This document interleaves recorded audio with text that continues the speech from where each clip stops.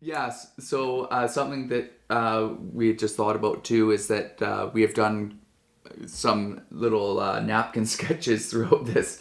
And if you have any interest in that, we are also on YouTube. If you guys are listening to this by podcast, we've got a bunch of other videos of other projects that we've done in the past. And yeah, we've been excited to make these videos, and we're excited to continue doing that. Hi, my name's Jordan. Oh, my name's Rhiannon. Hello. And this is Better Building with Buck. This is episode 4, and today we're going to be talking about boxy houses and why that's important to high performance homes, and also what that looks like and how you get this very basic designed house and how you add architectural details to it to turn it into something that you can be proud of to call your home. And with that, I guess we can start talking about how where that all begins, and that starts in the planning stages and understanding what type of house you're going to be building. We are often in this podcast going to be talking about what kind of house are you trying to build. It's very important to understand what the difference is, and that not every house is the same, and that there's so many different options now that, you know, having some goals set up for yourself and with whoever's going to build your house is really important. So yeah, what would you like to add? I think first off, it sounds like we're gonna probably say boxy a lot, and it sounds bad. But just know that when we say boxy house, it's just planning a house for you, so that it can achieve net zero status or say passive home status. And also, there's a big push with a lot of local governments right now to hit certain steps. You have to achieve certain steps to even pass permit. So at this point, oops, sorry. No, that's okay. Ahead, right now we're at step 3, and they haven't really put hard deadlines on when they move to the next step. It's going to be kind of dependent on the government, as well as it's kind of going to be probably about every 5 years. And when we're going step 3, then step 4, and then step 5 is actually net zero ready. So at that point, you know, I think that our general architecture of houses is going to change. Mm-hmm. Or, you know, there's also some introduction of carbon load on the houses too. So that's something to think about. And that's really going to affect how houses are designed too. I think in a very positive way. The hard thing right now is actually having you or somebody else get to experience what a high performance house is compared to what you normally lived in, because it kind of goes back to, you know, like before there was luxury cars, you would just drive whatever was available, and still some people think, okay, well, they have a wide range of choices for what kind of car they can drive. But now the government's pushing us towards getting these more high performance homes. So that's going to change what architecture looks like, and we're going to go back to a more boxy look because of the fact that less corners are more energy efficient, and it, like Rhiannon said, it's not a bad thing at all that it's boxy, because you can start to add layers of, you know, different peaks on top of the roof, overhangs. Your garage is actually a separate part of that, so you can kind of get at least some sort of L or little bump there. Yeah, it's going to be good overall. It's just a matter of people kind of coming to the realization that the architecture is going to change a little bit. Yeah, it's time. I think that everybody sort of starts putting it in their brains that we're just going to have to adapt to this new style of architecture that's coming out, and sort of just when you're working with a pretty basic structure, you just have to think of ways to embellish it. So like Jordan had said, you know, you could add like a really cute porch off the front or something with a really cute shed roof. If you like colonial styles, you're in luck. Those are super boxy. If you've got a bunch of big pillars, modern, you can really work with as well when it comes to net zero homes or passive homes. And Jordan had mentioned something earlier too about how, like, what we're trying to do is we're trying to avoid jut outs, bump outs, and I'm going to pass it off to Jordan because he's got a lot more technical knowledge on this than me. I'm learning a ton from him. But anytime you're going to be basically penetrating those walls to make those jut outs, you're putting your house more and more at risk of being a lower functioning house. And he knows more about that than I do. That's the facts that I know, but take it away. Fair enough. So the important thing to understand is that every corner is kind of a weak point in that assembly or the structure of the house. So the goal of this, at least as of now, how they're modeling it, is that the more square footage that you can fit into this square or rectangle, the better that you're able to have livable square footage compared to wall square footage, which the wall is where you're going to lose your energy through the wall to the outside, which is not what we're trying to do. So the more livable square footage you can fit inside, the better off that your, let's call it score for a better word, like best way to explain it. And something else that's kind of interesting to think about is that long term, when like right now there's houses that you're getting, before you do a renovation, say you need to get an asbestos test done. That's going to be very similar to when you go to sell your house in the future and it gets an energy audit done to it, and then they're looking at your house going, oh, okay, well, let's call it, you got an F on your energy audit. So now this person may not be expected to get that house to a new standard, or they feel like they would like those comforts that they're used to now. I'm going to say this is like over the next 10 to 20 years that kind of buyers, what's the best way to explain that? The buyer's kind of idea of what a good house is. So we would like to be able to start implementing some of these ideas when we're starting to build houses, partially because of the fact that we're having to, and partly because of the fact that we want to try and build you the best house we can. Yeah. And thinking, I just learned something. They said, make sure to not mess with the building envelope itself, but dress it up. So if you think about the four walls on a house, as long as those walls are left and kept as square as possible, you can put like little bump outs that come out here and little roof areas, and also I think we're going to start to see a lot more of detailed overhangs to try and deal with solar heat gain and trying to make sure that when that sun's coming in, it's coming in the right time of year. So if you think about an overhang on a roof like this, or what's the best way? Is that here? Maybe I'll draw it. I was like, here. Yeah, I'll Sorry, draw I've got it. the notepad open.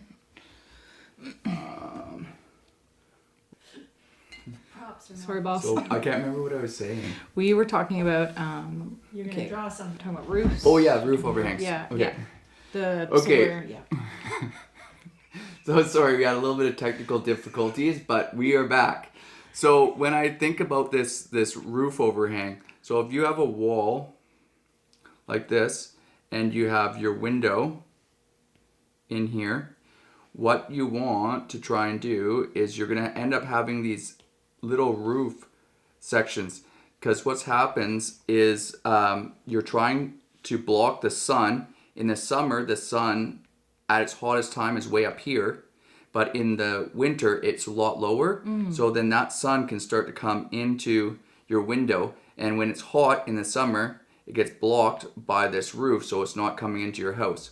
So there's going to be a lot of details that are going to be started to be built out like that. In Europe, they do a lot of exterior blinds, which we may start to see that out here. Lots of it is like done with like a solar sensor that you'd have on your roof. So actually, as the sun started to move around your house, the blinds would actually start to close down and let in the light on the right side of your house, so it's not getting too heated, especially now that everybody likes houses that look like this.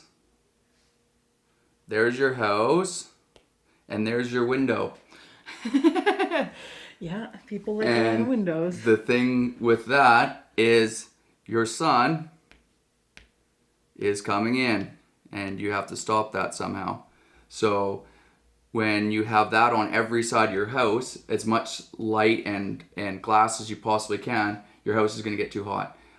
The windows are the worst spot on your house to try and keep that thermal, mass from entering your house. So we're going to have to start coming up with systems to try and help with that, or start to change the design of houses. So I just want to share that. And I think the accent roofs, to keep that, so like that heat out too, are a great way to break up the facade. If you have 2 floors, you could use a skirt roof around your belly band, which would really break up the 2 stories. You can transition between 2 materials. So my experience goes as far as designing houses sort of off of what builder and energy advisors tell me. So I'll be just chipping in with fluffy stuff today. No, but it's it's good. We're just having a conversation, and hopefully it's like making sense. I'm not getting too in the weeds with like my language or whatever, but I'm learning from it, so thank you. Yeah, I'm learning. Yeah, Can I ask you a question about your last blurb? Yeah. We were just sort of talking about like how you go into an existing house and you have to check for asbestos and stuff. So do you have any experience, so I guess like retrofitting, like a renovation where they want to bring their like step score up? Yeah. Have you ever experienced that? Do you have, So the term for that right now at least is deep energy retrofit. And so it's a really... It seems... It's really hard. Yeah, I've done one design where they renovated they wanted to hit step 5. Yeah. And boy, it was quite a tough one. Thanks. Yeah. Yeah, the biggest part is, trying to get air tightness, and especially like if you're not gutting it back down to the studs and then kind of rebuilding it out, it's so hard because the air tightness is a lot of origami and how you lap things and how everything gets tied together. So if you're not willing to, maybe I can draw a picture of that again. So let's try and get that open. So if we have, let me draw some.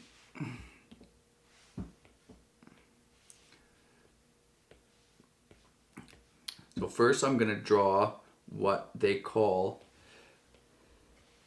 so this is the square box we're talking about. Everybody knows what a square box is. Then I put a tiny little roof on it like this. And then people recognize that might be a Monopoly piece. That's what we're going to start looking at. Most of these houses are going to they're going to start out like this. And then we're going to end up having like, say you have another little roof section here that you might add. You put a little roof there, or you have some windows like that, and maybe some above that. Cute little front entry. Yeah, little front door. Yeah, cute. Sorry. Don't be. Yeah, and then we'd have, when I talk about these little roof sections, we'd have these little roofs that would go over top of these, and they could extend, or maybe even this overhang on this front entranceway. How am I going to draw that? Let's just think about this here. That's going to go like this. Just like a gable, and then skirt it around, or... That would come out like this. You have a little roof. Oh, sorry, that's going to be like that. Little roof that comes off the front here. Some other things that you could do is, instead of it being a gable, it could be a Dutch gable. So that means when the roof kind of pitches back to the middle a bit, or I guess that's, or not, it's not a Dutch gable, but that'd be the, no, that would be Dutch gable. I know, Dutch hip and Dutch gable, I think they get confused all the time, even but yeah, we just did one, Dutch gable, yeah. So the garage also doesn't count, so that's not part of that boxy design, which definitely helps give you a little bit more shape to your house. I can't remember how this all started though, with drawing this image. Well, what the hell? We were talking about passive renovations and retrofitting the deep net zero retrofit? Sorry. Deep energy retrofit. Deep energy, okay. So the issue is that you have this box, and what happens is that this material that it's all on the outside of this house. If you're doing an exterior air barrier, which I think is the best approach personally, the siding would have to come off, but then you're making the whole outside of the house airtight. Then what the issue is dealing with the ceiling, and because you have all of these pot lights and pipes coming through the roof, all penetrating through this, you have to get this whole, we call this the lid, has to be airtight. So either that whole lid has to come off, or the ceiling, I guess you could call it too, has to come down, and then you have to get that airtight. Or there's a company that's called Aero Barrier, and what they will do is they will come in and they will aerosol caulk, let's call it aerosol caulking, and the caulking actually gets like misted and then gets blown into all the gaps in the house and fills in all of these gaps. So like around your window there's going to be gaps, around your electrical plugs there's going to be gaps, but it can only fill up to a 1/2 inch. So after that 1/2 inch mark is surpassed, then you have to figure out how you're going to tackle that. So you could still get air barrier to come in and they would be able to bring your air tightness down, but they might not be able to get you all the way. So, and especially depending on how that ceiling's done, it may be really hard, especially if you don't have some sort of attic access so that this person can get up in here and start doing some air tightness in your attic space. Okay, this might be a silly question. It's about renovations. When you're talking about, so the exterior insulation, so I guess when I was working on the one renovation I worked on, trying to do a deep energy retrofit, what I got hung up on was, so say you've got your EPS foam on the foundation, and then you also have EPS foam on, say, the exterior wall. What about, like, I know this might seem silly, but like, I could not wrap my brain around how they stack. You know, like obviously they're not structural elements holding the house up, but visually, how does that look? Like, do we have because normally you would see your 6-inch foundation reveal, and then you'd have a little bit of a whatever 1/2 inch jut out of your finishes.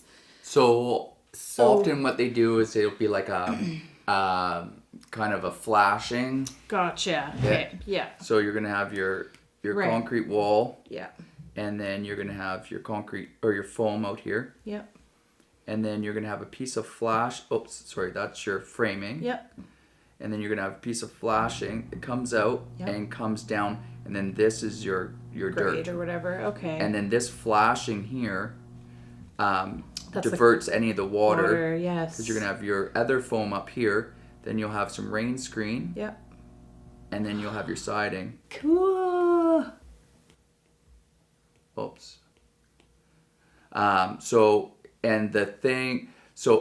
If we back up one layer, this is where we will try and do the exterior air barrier, make that airtight on your house.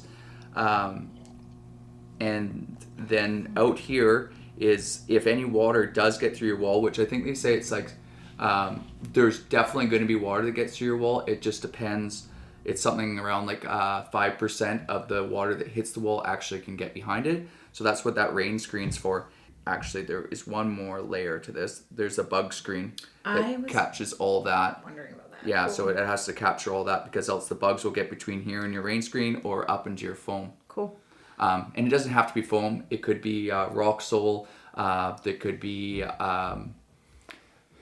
some sort of like hemp product. There's mushroom stuff coming out too. There's wool. Actually, I don't know if they have exterior wool products yet. But yeah, so there's lots of different options depending on, you know, if we start going back to that carbon load, and if that's important to you, then understanding, you know, how much embodied carbon is actually in all these products to like build out what we consider this, the wall assembly. There's also going to be like drywall on here and maybe some vapor barrier of some sort there, and then your insulation in here. So many questions are coming to my brain as you're explaining these to me, so Yeah, it's good. Ledger boards, like attaching a deck to the structure. The floating foam? Yeah. So how would that how can you avoid penetrating the structure if you're adding a deck to it? So the deck is probably the tricky one. Okay. I think that it would make sense to actually run your deck. So if this is your house, oh, sorry, are not working. More technical difficulties. Touch it for 2 minutes and I break it. Oh, I see. There we go. I touched the button over here, so that should be good. Okay. Sorry, what were we talking about? Ledger boards. Oh, And ledger you boards. were Yeah, saying, right. So best to- here's your house. Yeah. There would be a beam that would run this way. There'd be a post out here, kind of like what we did at Max and T's. Yeah. And then your joist would run this way. Okay, so it's, So there would still be a spot right here Yeah. where you're getting connected to the house, which is not a great detail for thermal bridging. Yeah. You could beef that up by getting some more expensive hardware that would actually support that load with the hanging. gotcha. Okay. You could put another post Yep. here Yep. and here, Oh, and yeah. actually have this separate from the house. Yep. Which is, I've seen some high performance homes doing that. Yep. Where the deck is actually not part of the house structure. I've definitely done that too. Yeah. Yeah. Okay. Cool. So, but now you've got 3 more pad footings, and so yeah, it's going to be interesting to see how this plays out with new homes and how we're going to start to tackle some of these goals that are going to be what we're responsible for. But yeah, I'm looking forward to it because it lets you have a little bit more creative freedom. Also is going to do a really good justice on having what I call paper contractors, or people that are literally just have money to be able to afford to build a house, compared to somebody that has any sort of technical training to be able to execute these kind of goals. Because if you don't know how to build a house, how are you expected to do something that, you know, your team also hasn't done before? Because often what happens is a paper contractor will go out and they'll say, hey, can you build me this house? These are the plans. And now that you have to actually think about how you're going to get from point A to point B on the design, there's nobody guiding the ship. So it's going to be, I think it's going to be really good for our industry, that you're going to have more qualified home builders and less people that are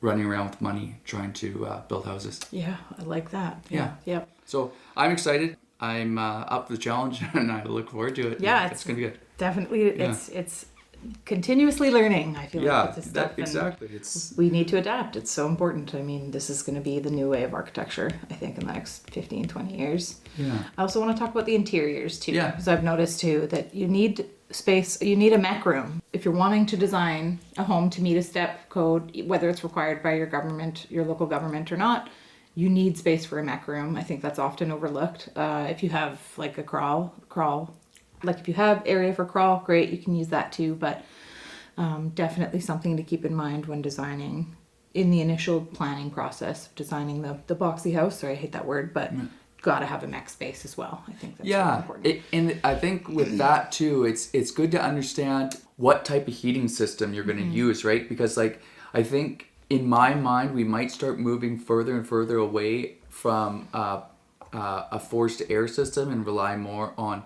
duct mini splits, because we're going to have so much more climate control of the rooms with using an HRV and having more sensors in the home. So as you may spend more time in your house, it will start to learn, okay, well, you spend, from 5 to 7 o'clock in your living room, that's where we're going to heat that room. Or you're going to, is it on your phone, or is it by the sensor that it kicks on and actually kind of heats that room up for you, instead of having all your rooms in your house heated at any given time. It's going to be more in sync with the way that you live. And yeah, it's exciting to know that like what used to be something that nobody could afford is going to get cheaper and cheaper with all these little sensors and stuff like that. Totally. Are we there yet? Not quite, but there's so many companies that are coming out with like sensors or trying to like be in this tech category of construction that it's only going to get cheaper. So Totally. that's exciting news too. Yeah, and I think another thing to add to with designing a boxy home is that it's going to be way more cost effective for you than whether you're wanting to achieve, a high performing home or not. You're going to save so much money going with a boxier style house that's been embellished to your liking. Yeah, every inside and outside corner needs trim of some sort, whether that's drywall trim, or I guess drywall, not inside corners, but outside corners. When it's exterior trim, you have all those points where all of that trim needs to be cut again. So the time that it takes for somebody to come out and do that labor of going inside, outside, and the amount of material, because your piece only comes so long, and the guys are going to do their very best to utilize the material that's on site, but they can only do so much, right? So like the big thing about that is understanding that the squarer your house is, the more square footage you get in between, the faster your house is going to go up, because when you have all the inside outsides, it's that much more wall to level and straighten and square and lay out, and you could probably cut off, I don't know, at least probably 10% of your cost of your house, depending on how square you got it, really. Yeah.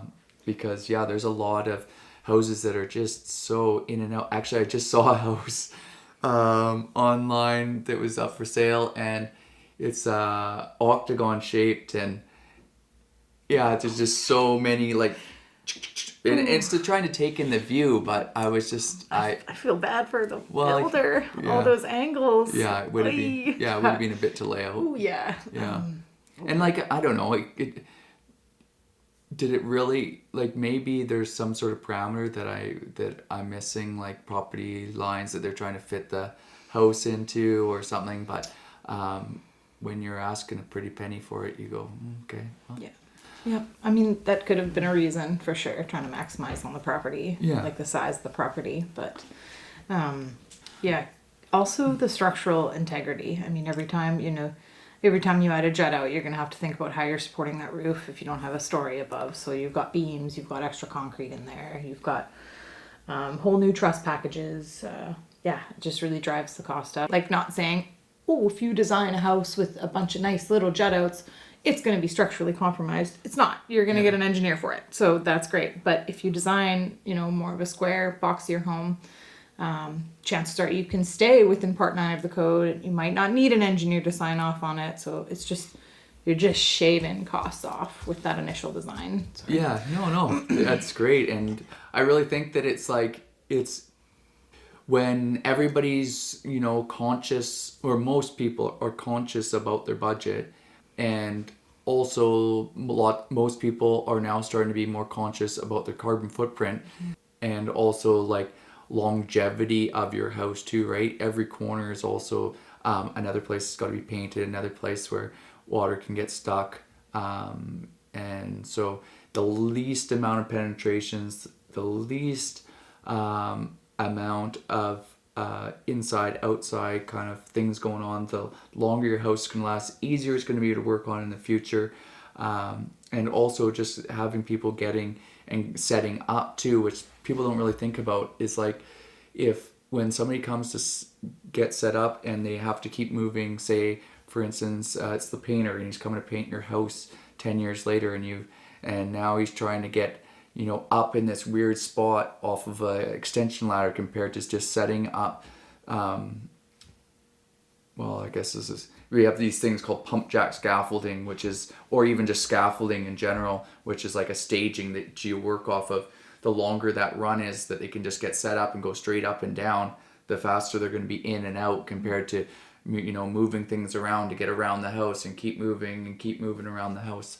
But that was kind of a little bit of a rant. That's okay. I I literally was like don't add any more Rhiannon because you're just going on tangents. No. There's... No, that's I've been stoked. Like this has been it has been a good podcast, and I really hope that everybody's enjoyed what we've shared with you today. And was there any you're pretty well feel like that was the added part? And I think we're good. Just don't be scared of boxy houses. With the right builder and the right designer and your ideas, you can put together something you wouldn't even consider boxy. You would consider it an architectural beauty. We've seen some awesome passive homes. But no, I think I'm good.